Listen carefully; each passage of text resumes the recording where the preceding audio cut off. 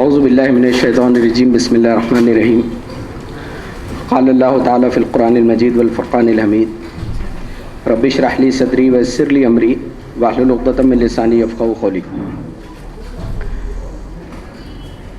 معاون امیر حلقہ محترم مولانا الیاس فلاحی صاحب، سیکریٹری حلقہ محترم ظفر انصاری صاحب، محترم مربی ڈاکٹر جاوید مکرم صاحب، خورشید انوار صاحب، اور تمامی عمرائے مقامی اور ذمہ داران ناظمات اور نظمائے ضلع، السلام علیکم ورحمۃ اللہ وبرکاتہ۔ میرے ذمے جو عنوان آیا ہے وہ اللہ کے رسول صلی اللہ علیہ وسلم کی زندگی سے، آپ کے شب و روز سے متعلق میں کچھ چیزیں آپ تمام کے سامنے پیش کروں۔ میں انشاءاللہ اپنے مختصر سے وقت میں کچھ چیزیں اپنے حاصل مطالعہ سے آپ کی گوشہ گزار کرنے کی کوشش کروں گا۔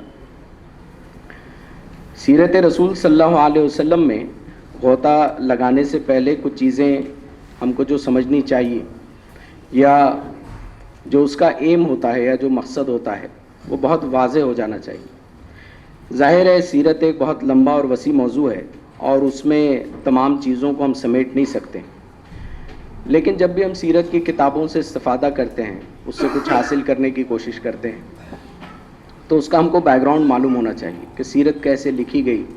جن کتابوں کو ہم پڑھتے ہیں وہ کتابیں کون سے زون سے تعلق رکھتی ہیں، حلقے سے تعلق رکھتی ہیں، کیونکہ آپ دیکھیں کہ جب اللہ کے رسول صلی اللہ علیہ وسلم کی سیرت بہت ابتدا میں لکھی گئی یا صحابہ نے بیان کی، تو یہ احادیث کے مجموعے میں مغازی کے طور پر آتا تھا۔ سیرت کوئی الگ سے اسلوب نہیں تھا، غزوات پر بہت سٹریس تھا، اور اسی انداز سے ہم یہ دیکھتے ہیں کہ پوری ملت میں سیرت کو لے کر جو ایک عام اورینٹیشن ہے وہ یہ ہے کہ اللہ کے رسول صلی اللہ علیہ وسلم نے جنگیں لڑیں اور شجاعت اور دلیری اور وہ سارے معاملات جو ہیں بہت حاوی ہیں، کیونکہ یہ یونیک واقعات ہوتے تھے اور بہت اہم واقعات ہوتے تھے، اسی لیے ان پر بہت سٹریس جو ہے وہ زیادہ ہوتا تھا۔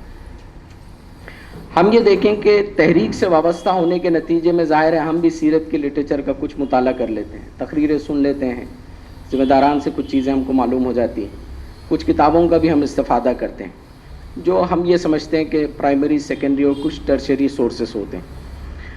ان کا لکھنے کا ایک اپنا انداز ہے، تحریک اسلامی کے لٹریچر کا ایک ریشنل انداز ہے، اور وہ ریشنلٹی کہیں نہ کہیں سیرت کو سمجھنے پر یا ہمارے طریقہ کار پر حاوی ہوتی ہے۔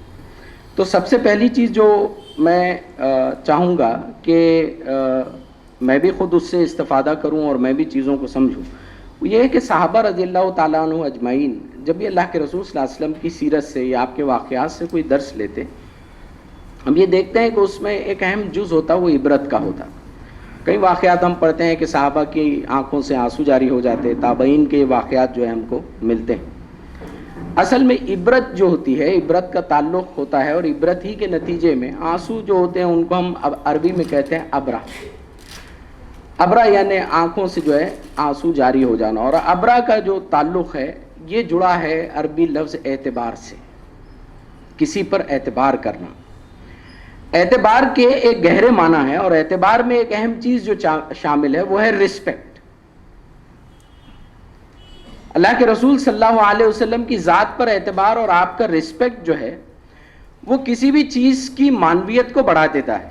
اسی لیے قرآن مجید نے کہا فَاعْتَبِرُوا يَا أُولِي الْأَبْصَارِ، کہ اولی الابصار جو ہے آپ بہت گہرائی سے چیزوں کو دیکھیں، بہت گہرائی سے چیزوں میں فہم حاصل کریں، ڈیپ تھنکنگ کریں، گہرے معنی کو جو ہے ہم حاصل کرنے کی کوشش کریں۔ اسی لیے ہم یہ دیکھتے ہیں کہ جتنا ہم اللہ کے رسول صلی اللہ علیہ وسلم کی سیرت کو سمجھتے جائیں گے اس میں گہرائی میں جاتے جائیں گے، واقعات، الفاظ اور الفاظ کے ساتھ جڑے ہوئے انسانی لوگ، صحابہ اور سیرت رسول میں اللہ کے رسول صلی اللہ علیہ وسلم کی ذات، ہم کو اتنا سیرت میں گہرا فہم آنے لگے گا، اور ہم کو یہ بات سمجھ میں آئے گی کہ معنی کے کیا معنی ہوتے ہیں۔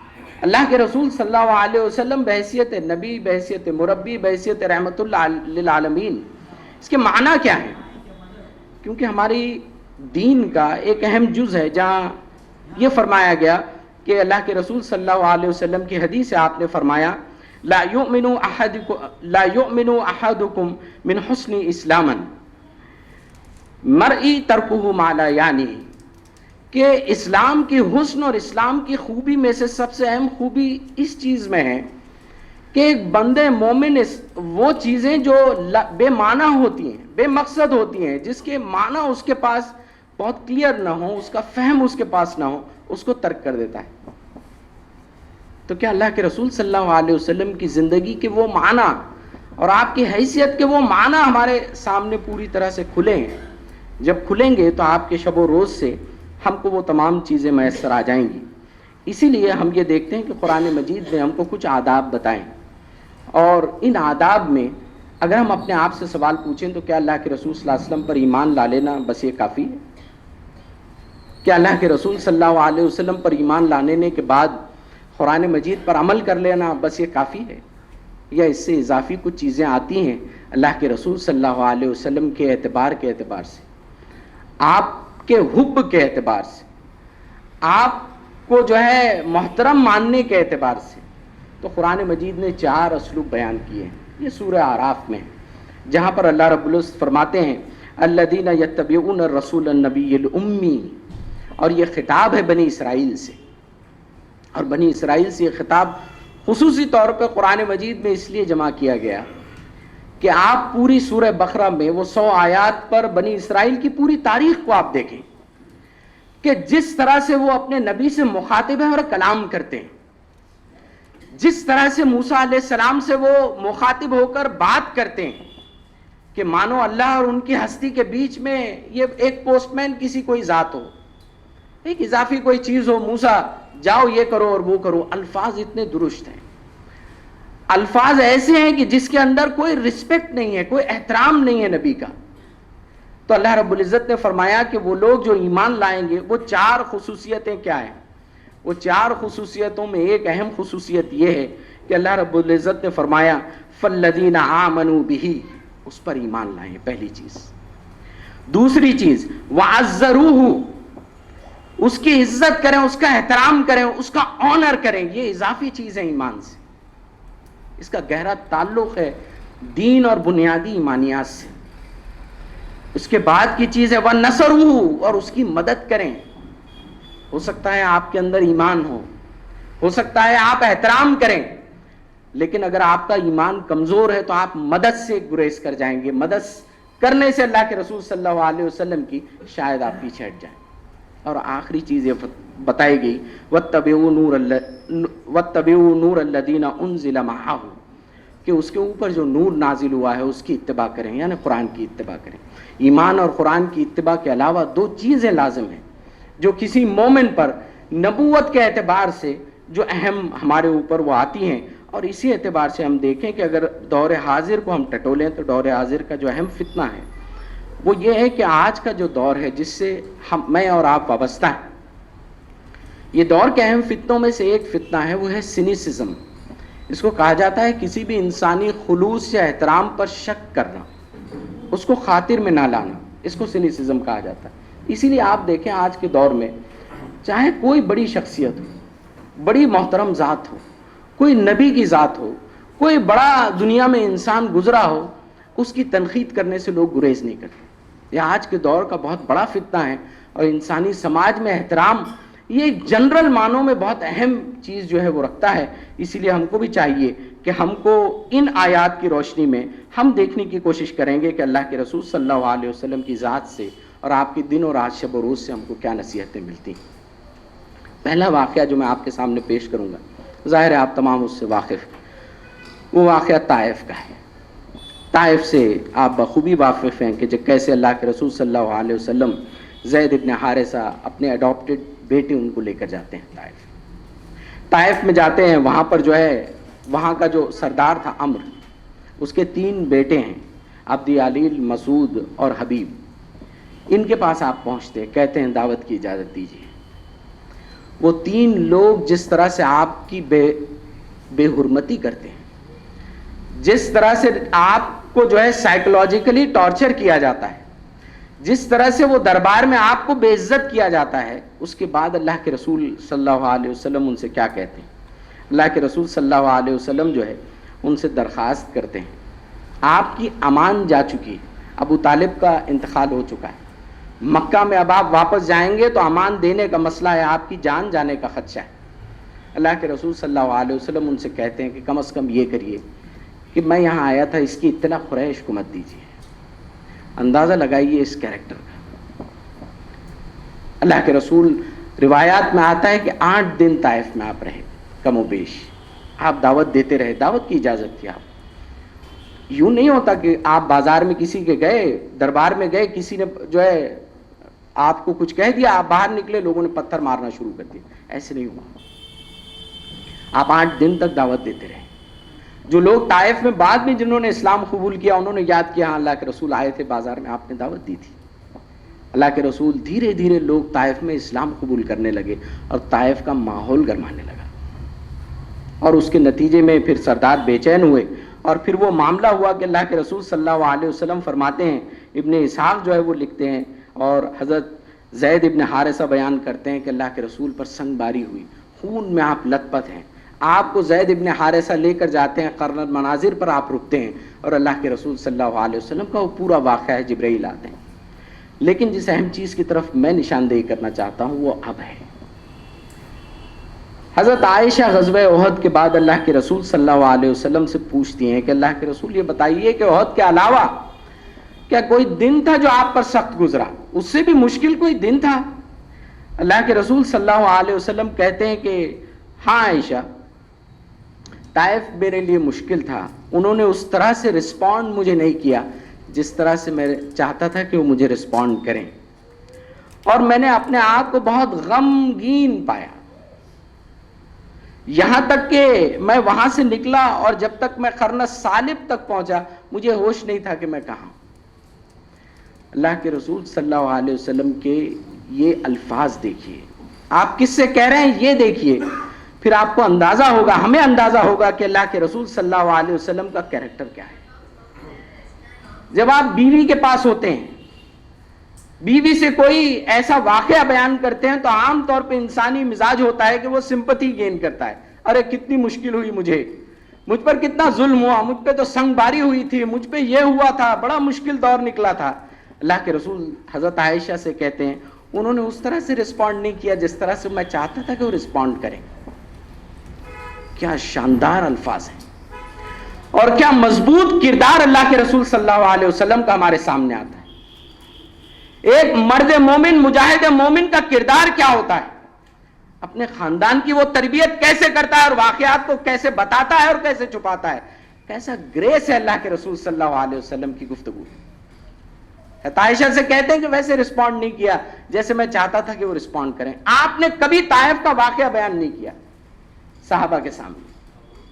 اصل واقعہ جو بیان ہوا ہے، ساری روایتیں جو آئی ہیں وہ اللہ کے رسول صلی اللہ علیہ وسلم سے متعلق بعد میں جو لوگ کنورٹ ہوئے اور زید ابن حارثہ انہوں نے بیان کی، اللہ کے رسول نے نہیں بیان کی۔ آپ کی مردانہ وجاہت اس سے جھلکتی کہ کیسے غیر معمولی شخصیت کے آپ حامل تھے۔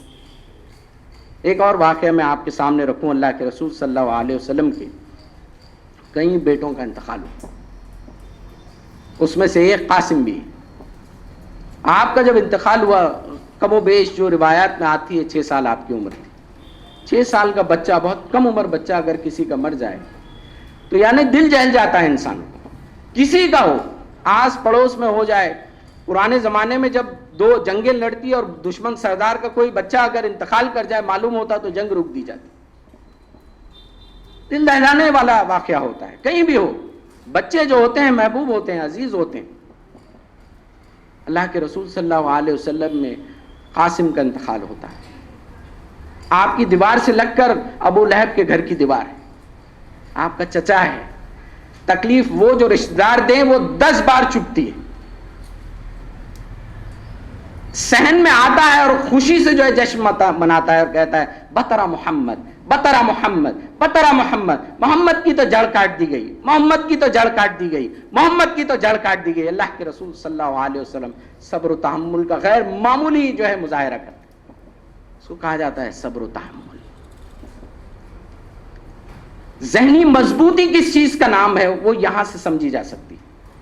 جب انسان سب سے مشکل سائیکولوجیکل ٹارچر میں ذہنی طور پر مضبوط رہے تب وہ میدان عمل میں مضبوط ہو سکتا ہے، کھڑا ہو سکتا ہے۔ یہ وہ چیزیں ہیں جو اس کی تربیت میں جو ہے وہ اہم طور پر کار فرما ہوتی. اگلا واقعہ میں اللہ کے رسول صلی اللہ علیہ وسلم کی ہمت اور حوصلے کا اگر میں آپ تمام کے سامنے بیان کروں تو اللہ کے رسول صلی اللہ علیہ وسلم کی سیرت سے ہم کو معلوم ہے کہ 13 مرتبہ آپ کے اوپر اسیسینیشن اٹیمپٹس ہوئے. 13 مرتبہ جان لیوا حملہ، آپ کے جان لینے کی کوشش کی گئی. 13 مرتبہ یہ معاملہ ہو. بس ایک واقعہ اگر میں لوں حنین کا، فتح مکہ ہو چکی ہے. طائف کے جتنے بھی سردار ہیں وہ ساری جنگ کی جو ہے تیاری کر رہے ہیں. حوازن وہاں کا قبیلہ ہے، تیاری ہو رہی ہے اور اسلام کے خلاف سب سے بڑا لشکر جمع کیا گیا. سب سے بڑا لشکر اسلام کے خلاف اگر تھا تو وہ طائف میں تھا، حنین میں. اللہ کے رسول صلی اللہ علیہ وسلم جو ہے وہ اپنے صحابہ کو لے کر جمع کرتے ہیں فتح مکہ کے بعد اور لے کر طائف کے لیے نکلتے ہیں. طائف ہل سٹیشن ہے جیسے مہابلیشور ہے ہمارے مہاراشٹر، وہاں پر گوریلا وارفیئر ہوتا ہے. انہوں نے چھپ کر جو ہے لڑنے کی پورا منصوبہ بنایا. جیسے ہی چھوٹے درے سے جو ہے اللہ کے رسول صلی اللہ علیہ وسلم جو ہے گزرے اور آپ کے جو ہے صحابہ گزرے، انہوں نے تیروں کی ایسی بوچھار کی کہ صحابہ کے جو ہے وہ قدم اکھڑ گئے. مسلمانوں کی فوج جس نے ابھی ابھی فتح مکہ حاصل کیا ہے بھاگ کھڑی ہوئی. اللہ کے رسول صلی اللہ علیہ وسلم کے ساتھ حضرت عباس اور صفوان ابن حارثہ رضی اللہ تعالیٰ عنہ. اللہ کے رسول صلی اللہ علیہ وسلم وہ تیروں کی پوری بوچھار میں کھڑے ہیں، اور نہ صرف کھڑے ہیں، گھوڑا دوڑاتے ہوئے. حضرت عباس کہتے ہیں میں چاہتا تھا اللہ کے رسول صلی اللہ علیہ وسلم کو روک لوں، لیکن گھوڑا دوڑاتے ہوئے آپ دشمن کی طرف لے رہے ہیں. حضرت عباس سے کہتے ہیں کہ عباس لوگوں کو بلاؤ، صحابہ کو بلاؤ اور ان سے کہو اے اہل سمورہ واپس آؤ، اپنا عہد پورا کرو. حضرت عباس کہتے ہیں جیسے ہی میں نے صحابہ سے کہا اے اہل سمورہ واپس آؤ، صحابہ ایسے آئے کہ جیسے بچھڑے ہوئے بچڑے کی طرف گائے دوڑ کر آتی ہے ماں کی طرف. سمورہ اس درخت کا نام ہے جس کے نیچے بیٹھ کر اللہ کے رسول صلی اللہ علیہ وسلم کے ہاتھ پر صحابہ نے بیعت الرضوان کی تھی. حج کے لیے گئے تھے، عمرہ کے لیے گئے تھے، سورہ فتح نازل ہوئی. حضرت عثمان مکہ میں ہیں، آپ کے قتل کی افواہ اڑی ہے. کسی کے پاس کوئی سر و سامان نہیں ہے، صرف جو ہے احرام باندھا ہوا ہے. اللہ کے رسول صلی اللہ علیہ وسلم کے ہاتھ پر بیعت کرتے ہیں. اللہ کے رسول عثمان کا بدلہ لیں گے یا یہیں شہید ہوں گے، واپس نہیں جائیں گے. جیسے یہ قسم یاد دلائی گئی پروانوں کی طرح مسلمان آئے. اور مفسرین لکھتے ہیں اور ہم کو دکھتا ہے کہ ایکسیپشنل لیڈرشپ سکلز اللہ کے رسول صلی اللہ علیہ وسلم. پورا حنین کا واقعہ آپ نے اکیلے سر کیا، آپ نے اکیلے یہ مارکا جیتا. اس کے لیے بہت انتہائی حوصلہ مندی اور مردانگی کی ضرورت ہوتی ہے. تو ایک اہم چیز جو لیڈرشپ سکلز کے تعلق سے آتی ہے وہ یہ حوصلہ مندی ہے کہ مضبوط اور مشکل حالات میں ذہنی مضبوطی سے شروعات ہوگی اور پھر اس کے بعد عملی میدان میں وہ مضبوطی نظر آئے گی. ایک اور واقعہ میں آپ کے سامنے کہتا چلوں، وہ خرخرۃ القدر کا ہے. غزوہ بدر کے بعد جو ہے چھوٹا سا غزوہ ہوا 7 دن کے بعد. مشرکین جتنے بھی ٹرائبز تھے انہوں نے دیکھا کہ ہمارے تجارتی قافلوں کا بہت مسئلہ ہو جائے گا، یہ تو اب غزوہ بدر کے بعد تو بہت سارا مسئلہ ہے. تو اس کے اندر بنو سلیم اور بنو غطفان یہ بڑے قبیلے ہیں. بنو غطفان بہت بڑا قبیلہ، عرب میں الگ الگ جگہ چھوٹے چھوٹے چھوٹے ان کے گروپس ہیں. انہوں نے اپنے تمام لوگوں کو جو ہے جمع کیا. غزوہ خندق میں آگے آنے میں ان کا بعد میں بہت بڑا رول ہے بنو غطفان. انہوں نے 200 کا مسلح لشکر تیار کیا اور غزوہ بدر کے 8 دن کے بعد مدینے پر چڑھائی کر دی. اللہ کے رسول صلی اللہ علیہ وسلم کو جیسے ہی معلوم ہوا، اللہ کے رسول صلی اللہ علیہ وسلم اپنے صحابہ کو ویسے ہی فوری ارجنٹلی جو ہے وہ گیدر کرتے ہیں. اندازہ لگائیے 8 دن پہلے بدر ہوئی، 8 دن پہلے آپ آ کر ٹکے ہیں، کیا سچویشن ہوگی؟ لوگ ہنس رہے ہیں، انجوائے کر رہے ہیں، خوشی منا رہے ہیں کہ ہم کو فتح ہوئی. لوگ اپنے اپنی فیملیز کے ساتھ ہوں گے. 8 دن میں ہمارا بڑا اجتماع ہو جائے، کہیں سے ہم آ جائیں تو 8 دن تو ہم بالکل سکون میں چادر تان کر ہوتے ہیں. جیسے ہی اللہ کے رسول کو معلوم ہوا، اللہ کے رسول پہنچے اور جیسے ہی لشکر کو معلوم ہوا دشمن کے، بھاگ کھڑا ہوا. اللہ کے رسول نے بہت خوبصورت حدیث بیان کی، بہت خوبصورت حدیث بیان کی. اللہ کے رسول صلی اللہ علیہ وسلم نے فرمایا نصرت برعب مسیرۃ شہر. کہ اللہ تعالیٰ نے میرے اندر ایک خصوصی رعب رکھا ہے اور اس سے میری مدد کی ہے، جو میرے آگے مہینہ 2 مہینہ آگے چلتا ہے مجھ سے۔ اللہ کے رسول صلی اللہ علیہ وسلم کی ذات میں ہم دیکھیں ایسا رعب تھا کہ صحابہ کے کئی ایسے اقوال ہم کو ملتے ہیں کہ وہ آپ سے نظریں نہیں ملایا کرتے، یعنی ایسی وجاہت آپ کے چہرے پر تھی، ایسا رعب آپ کے چہرے پر ہوتا تھا کہ بہت مشکل تھا کہ وہ اللہ کے رسول صلی اللہ علیہ وسلم کی طرف دیکھیں بھی۔ یہ وہ واقعات ہیں جو ہم کو بتاتے ہیں کہ اللہ کے رسول صلی اللہ علیہ وسلم کے جو بہت قریبی گوشے ہیں وہ قریبی گوشے کس طرح سے تھے۔ آئیے ایک اور واقعے کی طرف میں چلوں، اور یہاں پر خاص طور پر میں آپ تمام سے یہ اعتبار سے اس واقعے کو شیئر کرنا چاہتا ہوں۔ غزوہ احد کا واقعہ ہے، آپ تمام جانتے ہیں، ہم تمام نے اس کی تشریح اور بہت تفصیلات ہم نے کئی مرتبہ اس کی سنی اور دیکھی۔ غزوہ احد کا پورا جو معاملہ ہے یہ اللہ کے رسول صلی اللہ علیہ وسلم کی کچھ غیر معمولی صلاحیتوں پر مشتمل ہے کہ آپ ڈیل کیسے کرتے ہیں۔ تحریک اسلامی میں بھی ہم دیکھیں تو آج ہم جیسے نوخیز بھی ہیں، ینگ لوگ بھی ہیں، اور ہمارے مربی حضرات مولانا الیاس فلاحی صاحب، جاوید صاحب، ہم لوگوں کو خصوصی فیض حاصل ہے کہ ان سے ہم تربیت بھی لیتے رہیں، لیکن کئی مقامات پر سوالات بھی آئے ہیں کہ کچھ چیزیں ہوتی ہیں۔ آپ دیکھیں اللہ کے رسول صلی اللہ علیہ وسلم نے کیسے ڈیل کیا، آپ کا کیسا معاملہ تھا۔ حضرت عباس جو ہے وہ مکہ میں تھے، آپ کے اسلام کا ڈکلیریشن ابھی آپ نے نہیں کیا تھا، قریش نے اپنا لشکر تیار کر لیا احد کے لیے، 3000 کا مسلح لشکر، پوری آب و تاب کے ساتھ۔ غزوہ بدر اور غزوہ احد میں جو بنیادی فرق ہے وہ یہ ہے کہ غزوہ بدر جو تھی وہ دراصل میں ایک چوائس تھی، قافلہ ہے وہ لے لیں یا جنگ ہے بدر ہے اس کو آپ حاصل کریں، لیکن غزوہ احد جو ہے یہ آل آؤٹ وار ہے، سیدھی جنگ ہے، سیدھا دشمن کے پاس جانا ہے، 700 زرہ بختر، 200 گھوڑے، پوری تفصیلات کے ساتھ اللہ کے رسول صلی اللہ علیہ وسلم کے پاس پیغام بھیجا گیا۔ مکہ سے مدینہ پہنچنے میں لشکر 3000 کا لشکر، آپ اندازہ لگائیے، آپ یہاں سے نکلیں 4 لوگ اور 500 کلومیٹر کا سفر کریں گاڑی میں بیٹھ کر تو ڈھابے ہیں، آرام سے گاڑی میں ہم رک سکتے ہیں، چائے پی سکتے ہیں، 3000 کا لشکر دھوپ میں اونٹوں پر کیسے گزرتا ہوگا، کیسے دشواریاں آتی ہوں گی، لوگ رکتے ہوں گے، کھاتے ہوں گے، سوتے ہوں گے۔ عام طور پہ 10 سے 15 دن لگتے ہیں مکہ سے مدینہ پہنچنے میں، یہ لشکر اتنی تیزی سے نکلا کہ 7 دن میں مدینے کی جو ہے سرحد پر، 7 دن میں مدینے پر حاضر تھا قریش کا لشکر۔ جیسے قریش کا لشکر نکلا، حضرت عباس نے جو ہے اپنا ایک غلام بھیجا، اللہ کے رسول صلی اللہ علیہ وسلم کو اطلاع دے دی لشکر آ رہا ہے۔ وہ غلام کو 3 دن لگے پہنچنے، اب جو وقت بچا ہے وہ صرف 4 دن ہے۔ یہ 4 دن میں اسی لیے اس کو سٹریس کر رہا ہوں کہ 4 دنوں کے اندر اللہ کے رسول صلی اللہ علیہ وسلم نے کیسے معاملات کیے۔ جیسے ہی آپ کو اطلاع ملی ہے آپ نے جو ہے اپنے 2-3 جاسوس بھیجے، کنفرم کرو نیوز صحیح ہے یا ہوا اڑائی گئی۔ اللہ کے رسول صلی اللہ علیہ وسلم نے جو ہے وہ کنفرم کر لی۔ اب آج کے واٹس ایپ کے دور میں تو ہوا اڑانا بہت آسان، اس دور میں تو تھوڑا مشکل تھا، لیکن آج تو بہت ایزی۔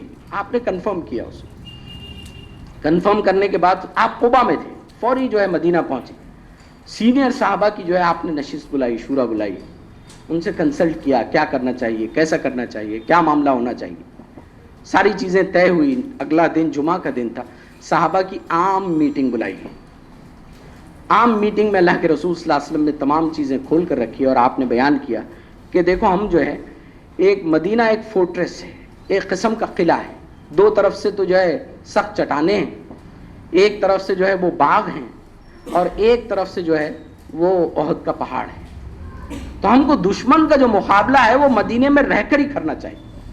اس سے ہوگا یہ کہ مدینہ کی گلیوں سے ہم بہت اچھے سے واقف ہیں، ہر چھت سے ہر بچہ، ہر خاتون اس میں پارٹیسپیٹ کر سکے، ہم گریلا وار لڑیں گے۔ اللہ کے رسول صلی اللہ علیہ وسلم نے جب یہ مشورہ پیش کیا، ظاہر ہے کہ 1 دن پہلے شورا ہو چکی تھی، اللہ کے رسول نے جب یہ پیش کیا تو عبداللہ ابن ابی منافقین کا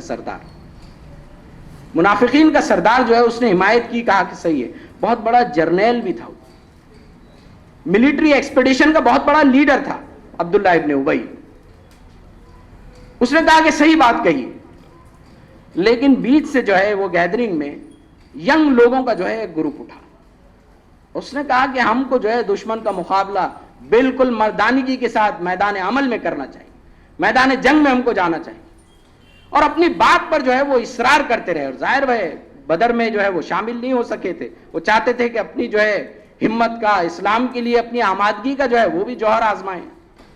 بہت اصرار کرتے رہے، بہت اصرار کرتے رہے. اللہ کے رسول صلی اللہ علیہ وسلم کے جتنے سینئر صحابہ ہیں تمام خاموش ہیں، کچھ نہیں کہہ رہے. حضرت ابو بکر نہیں کہہ رہے ہیں، حضرت عمر بیٹھے ہیں، عبد الرحمن بن عوف بیٹھے ہیں، حضرت بلال بیٹھے ہیں، تمام خاموش ہیں، تمام خاموشی سے سن رہے ہیں. اللہ کے رسول صلی اللہ علیہ وسلم سے وہ آرگیو کرتے ہیں. بالآخر اللہ کے رسول صلی اللہ علیہ وسلم جو ہے ان کی رائے کو قبول کر لیتے ہیں، اور آپ وہاں سے نکل کر اپنے حجرے میں جاتے ہیں کہ آپ زرہ بختر پہن لیں اور جنگ کے لیے تیار ہوں. جیسے ہی اللہ کے رسول وہاں سے نکلتے ہیں سینئر صحابہ تمام اٹھ جاتے ہیں. اٹھ کر جو ہے تمام جونیئر جو صحابہ تھے ان کی جو ہے تھوڑی سی پریڈ لیتے ہیں کہ یہ کیا کر رہے تھے، کہ اللہ کے رسول سے اس طرح سے بات کی جاتی ہے. اللہ کے رسول ہم سے پہلے ڈسکس کر چکے ہیں، یہ بات طے ہو چکی تھی، اس کے بعد بھی تمہارا یہ معاملہ ہے. اللہ کے رسول اشارہ دے رہے ہیں، نبی جب اشارہ دے دے پھر بھی تم جو ہے اپنی چیز پر قائم ہو. ان کو اپنی غلطی کا احساس ہوا، انہوں نے اپنی بات سے رجوع کیا تو طے پایا کہ حضرت حمزہ کو فوری بھیجا جائے اللہ کے رسول صلی اللہ علیہ وسلم کو یہ کہنے کے لیے کہ نہیں ہم پلان چینج ہے. حضرت حمزہ جو ہے پہنچتے ہیں. جیسے ہی اللہ کے رسول صلی اللہ علیہ وسلم سے پہنچتے ہیں اور اللہ کے رسول صلی اللہ علیہ وسلم کو یہ کہتے ہیں کہ پلان چینج ہو چکا ہے اور لوگوں نے اپنی کنسنٹ دے دی، چیزیں تبدیل ہو گئیں. اللہ کے رسول صلی اللہ علیہ وسلم جب تک جو ہے زرہ بختر پہن چکے ہیں، اللہ کے رسول جو جواب دیتے ہیں انتہائی قیمتی جواب ہے حضرت حمزہ کو. اللہ کے رسول صلی اللہ علیہ وسلم فرماتے ہیں کہ نبی کی شایان شان نہیں ہے کہ ایک بار اگر وہ اپنی زرہ بختر پہن لے اور جنگ کے لیے تیار ہو جائے تو پھر اس کو اتارے. آیت جہاد کی اگر آپ تشریح دیکھنا چاہتے ہیں تو اس واقعے کو غور سے دیکھیں. اگر ہم چاہتے ہیں کہ مردانہ وجاہت کو دیکھیں تو اس واقعے کو دیکھیں. آپ چاہتے ہیں کہ فیصلوں پر قائم کیسے رہا جاتا ہے، جب آپ شورا میں فیصلے لے لیں تو اس پر قائم کیسے ہوں، اس فیصلے کو دیکھیں. اللہ کے رسول نے کہا کہ نہیں ہم جائیں گے اور احد میں لڑیں گے، فیصلہ ہو چکا ہے. اب یہ نبی کی شان کے خلاف ہے. کیا شاندار منظر اللہ کے رسول صلی اللہ علیہ وسلم کی سیرت ہمارے سامنے پیش کرتی ہے، کیسے زبردست منظر ہمارے سامنے آتا ہے. غزوہ احد ہوتی ہے، اللہ کے رسول صلی اللہ علیہ وسلم جو ہے صحابہ کو الگ الگ جگہ جو ہے وہ اپوائنٹ کرتے ہیں. درے پر کچھ لوگ اپوائنٹ ہوتے ہیں، ملٹری ایکسپیڈیشن ہے، جنگ ہے، جنگ میں حکم دیا گیا. حکم کی انٹینسٹی دیکھیے آپ. اللہ کے رسول صلی اللہ علیہ وسلم کہتے ہیں کہ اگر تم یہ دیکھو کہ ہماری لاشوں کو چیل کوے کھا رہے ہیں تب بھی تم جو ہے وہاں سے نہیں آؤ گے، اپنی جگہ سے نہیں اٹھو گے. کتنے سخت احکام. اس سے زیادہ انٹینسٹی سے کسی بات کو کہنا میں نہیں سمجھتا ہوں کہ کوئی چیز ہو سکتی. اللہ کے رسول صلی اللہ علیہ وسلم غزوہ احد شروع ہوتی، دشمنوں کو جو ہے وہ شکست ہوتی ہے، دشمن پیچھے پلٹ کر بھاگتا ہے. خالد ابن ولید اسٹریٹجی بناتے ہیں، پہاڑوں سے گھوم کر پورا مدینے کا راستہ سیر کر کے اسی چٹان کے پاس آتے ہیں. صحابہ دیکھتے ہیں کہ اب تو جنگ ہو گئی ہے، مال غنیمت جو ہے وہ لیا جا رہا ہے، تمام کے تمام اتر جاتے ہیں. کچھ صحابہ رکتے ہیں، ان میں بھی جو ہے ڈسکشن ہوتا ہے، میں تفصیل میں نہیں جانا چاہتا. صحابہ نکل کر آتے ہیں، کچھ صحابہ جو ہے اس میں لگ جاتے ہیں. خالد ابن ولید پیچھے سے حملہ کرتے ہیں درے پر. صحابہ شہید ہوتے ہیں، جو درے پر ہیں وہ شہید ہوتے ہیں. کئی صحابہ پھر احد میں شہید ہوتے ہیں، حضرت حمزہ شہید ہوتے ہیں. اللہ کے رسول صلی اللہ علیہ وسلم پر جو ہے حملہ ہوتا ہے، آپ کے دندان مبارک شہید ہو جاتے ہیں.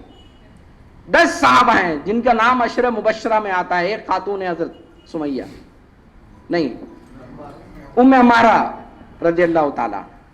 پورا گھیر لیتے ہیں اللہ کے رسول کو، بچا کر کسی طرح سے جو ہے وہ نکال کر لے کر آ جاتے ہیں. مسلمانوں کو زبردست شکست ہوتی. مسلمانوں کا سائیکولوجیکل امپیکٹ غیر معمولی ہوتا ہے. احد کا ایک ڈپریشن کا ماحول ہے مدینے میں. اللہ کے رسول صلی اللہ علیہ وسلم زخمی ہیں. حضرت علی اور حضرت فاطمہ رضی اللہ تعالیٰ عنہ آپ کا علاج کرتے ہیں، کچھ پتی اور کچھ مرہم جو ہے آپ کے ہونٹوں پر اور یہاں لگاتے ہیں. اللہ کے رسول صلی اللہ علیہ وسلم جو ہے جمعہ کے لیے خطبے پر ممبر پر کھڑے ہوتے ہیں اور خون رستا ہے آپ کا. اندازہ لگائیے ان صحابہ کی کیفیت کا جن سے غلطی ہوئی ہوگی. ان کے کلیجے پر کیا بیتتی ہوگی، کیا کیفیت ہوگی ان کی کہ مجمع میں وہ بھی بیٹھے ہیں، نبی نے احکام دیا تھا وہ احکام جو ہے پورا نہ کر سکے. اللہ کے رسول ممبر پر کھڑے ہیں، نبی کے جو ہے چہرے مبارک سے جو ہے خون اور پورا رس رہا ہے. اللہ کے رسول صلی اللہ علیہ وسلم خطبہ دے رہے ہیں، جبرائیل امین آتے ہیں، سورہ آل عمران کی آیتیں لائی جاتی ہیں، پیش کی جاتی ہیں، اسلامی اجتماعیت کی خوبصورت ترین آیتیں. اللہ کے رسول صلی اللہ علیہ وسلم سے کہا جاتا ہے فَبِمَا رَحِمْتَ مِنَ اللَّهِ لِنْتَ لَهُمْ وَلَوْ كُنْتَ فَضًّا غَلِيظَ الْقَلْبِ لَانفَضُّوا مِنْ حَوْلِكَ. اگر آپ درست ہوتے تو آپ کے پاس سے جو ہے تمام لوگ ہٹ جاتے. لیکن اس کے بعد جو اللہ نے حکم دیا، یہ سنہرے الفاظ سے اسلامی اجتماعیتوں کے لیے سنہرے حروف ہیں، سنہرے حروف ان صحابہ کے لیے احکام آتے ہیں. اور اللہ رب العزت فرماتے ہیں، کس سے فرما رہے ہیں؟ اللہ کے رسول سے فرما رہے ہیں فَاعْفُ عَنْهُمْ، اے نبی تم ان کو معاف کر دو. پہلا کام معاف کر دیا اللہ کے رسول صلی اللہ علیہ وسلم. فَاعْفُ عَنْهُمْ وَاسْتَغْفِرْ لَهُمْ، اس سے مزید اضافی اب ان کے لیے استغفار طلب کرو. صرف معاف نہ کرو، ان کے لیے استغفار طلب کرو، ان کے لیے استغفار مانگو. وَاسْتَغْفِرْ لَهُمْ، تیسری آیت کا تیسرا جو حصہ ہے شاندار حصہ ہے، وَشَاوِرْهُمْ فِي الْأَمْرِ، اور ان سے مزید مشورہ کرتے رہو. ہم سے چھوٹی خطا ہو جائے، ہمارے رفقا سے چھوٹی خطا ہو جائے، بائیکاٹ ہو جاتے ہیں. کیا انٹینسٹی ہے اس غلطی کی، جنگی مارکے میں کی گئی غلطی، کیا غیر معمولی پیغام ہے قرآن مجید کا. اللہ رب العزت فرماتے ہیں کہ نہ صرف معاف کرنا ہے بلکہ استغفار بھی طلب کرنا ہے اور ان سے مشورے مزید لیتے رہنا. تب اجتماعیتیں مضبوط بنتی ہیں، تب اجتماعیتوں میں وہ چیز بنتی ہے جس کو ہم کہتے ہیں سیسا پلائی ہوئی دیوار. یہ بے انتہا قربانی اور درگزر کے جذبے سے بنائی جاتی ہے. اس میں جو اینٹ و گارا لگتا ہے وہ اینٹ و گارا قربانی صبر و تحمل چاہتا ہے. ہم سے چاہتا ہے کہ ہم تمام چیزیں اپنی دے دل کو ہمارے شاق گزرنے والی. کیا کیفیت ہوگی اللہ کے رسول صلی اللہ علیہ وسلم. آپ نے صحابہ کھوئے، آپ کا احکام نہ مانا گیا، احد سے پہلے پلاننگ میں کیا مسائل ہوئے. قرآن نے یوں ہی تھوڑی کہہ دیا رحمت للعالمین. اس جملے کو سمجھنا چاہتے ہیں تو اللہ کے رسول صلی اللہ علیہ وسلم کی زندگی کی یہ گہرائیاں جو ہے ہم کو معلوم ہونا بہت ضروری ہے. ایک بہت اچھی نظم ہے، میں چاہتا تھا آپ تمام کے سامنے رکھوں. میں آپ کے سامنے رکھتا ہوں کہ اللہ کے رسول صلی اللہ علیہ وسلم کی مثال جو ہے، تھیوڈور روزویلٹ جو ہے یہ امریکہ کا صدر تھا، 26 پریزیڈنٹ تھا، 1901 سے لے کر 1919 تک یہ پریزیڈنٹ رہا. اس کی بہت مشہور ایک نظم یا کوٹیشن ہے، مین ان دی ارینا. ارینا کے اندر جو آدمی ہے اس کی تصویر جو ہے اس نے پیش کی ہے. وہ یہ کہتا ہے کہ it is not the critic that counts, not the man who points out how the strong man stumbles. تنقید کرنے والا اس کی کوئی اہمیت نہیں ہوتی، نہ اس چیز کی اہمیت ہوتی ہے کہ کس طرح سے ایک فیصلہ لیا گیا اور ایک مضبوط آدمی وہ فیصلہ لینے میں کس طرح سے غلط ہوا. اللہ کے رسول صلی اللہ علیہ وسلم کی زندگی سے کئی مثالیں ملتی ہیں. جس طرح منافقین شور مچاتے تھے، جس طرح سے آپ کی جو ہے تنقید کی جاتی تھی، بعد میں جو ہے وہ کہتا ہے اور where does the doer of deed could have done them better، یعنی کسی کام کو کرنے والے آدمی نے اس کو اور بہتر کیسے بنایا ہوتا. یعنی ہمارے پاس عام طور پر وہ ہوتا ہے آپ کا مشورہ دیجیے، یہ وہ کالم ہے.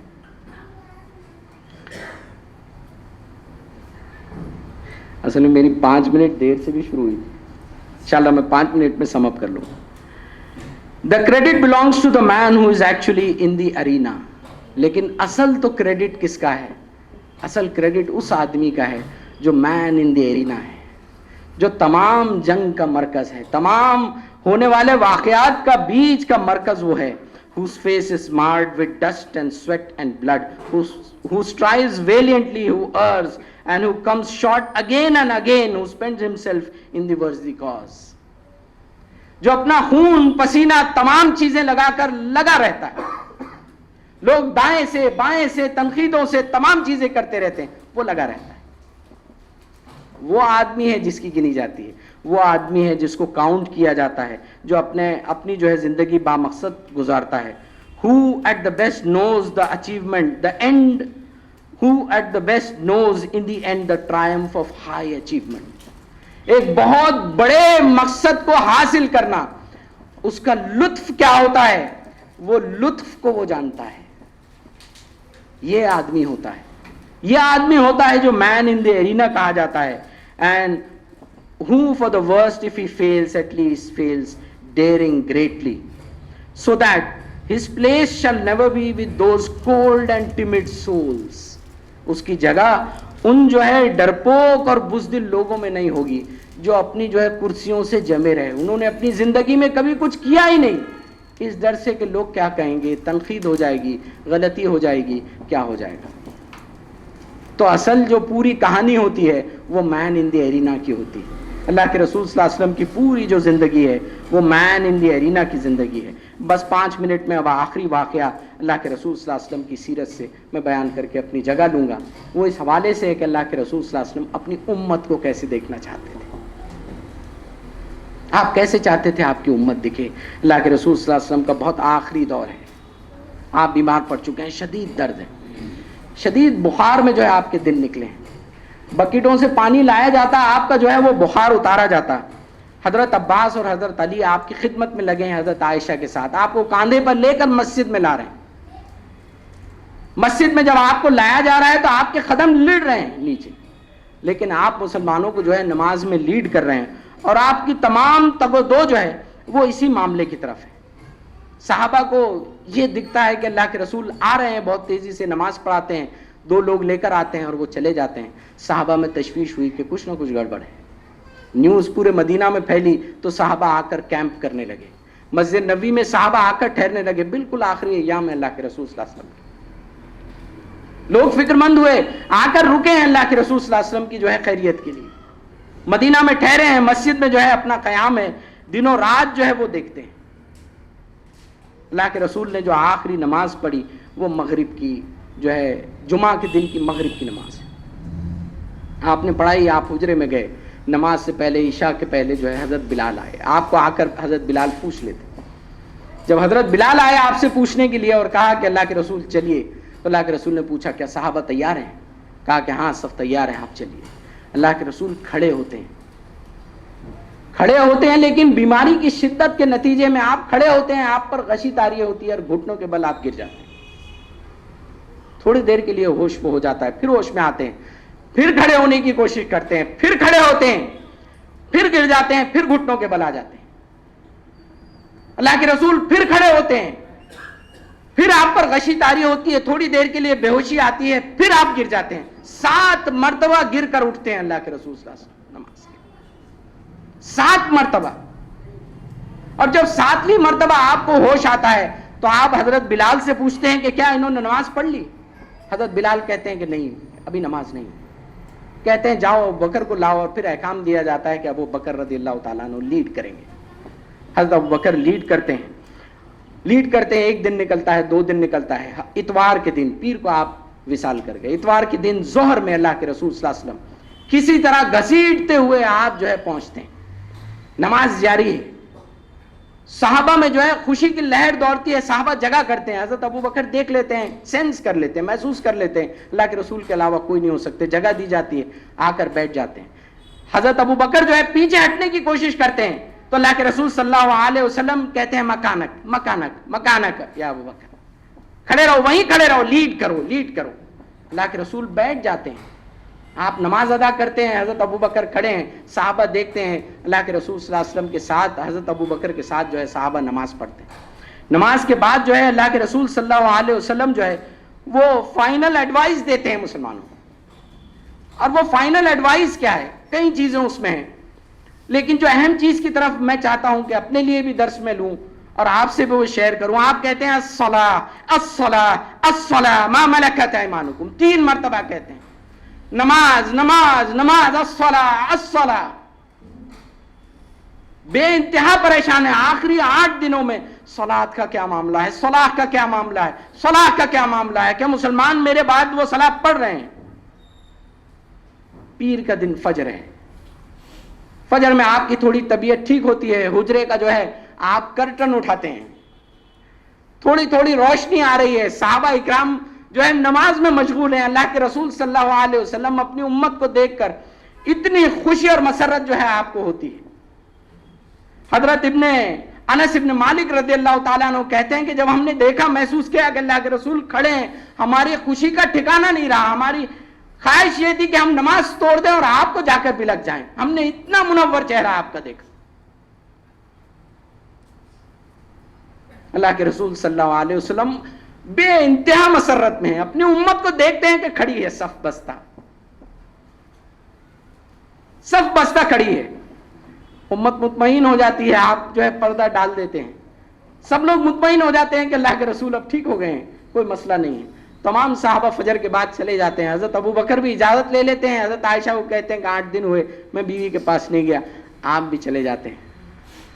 وہ آخری وقت جو ہے وہ مرحلہ آ جاتا ہے اور پھر آخری وقت ظہر کے آس پاس تک آپ پر رقت طاری ہو جاتی ہے.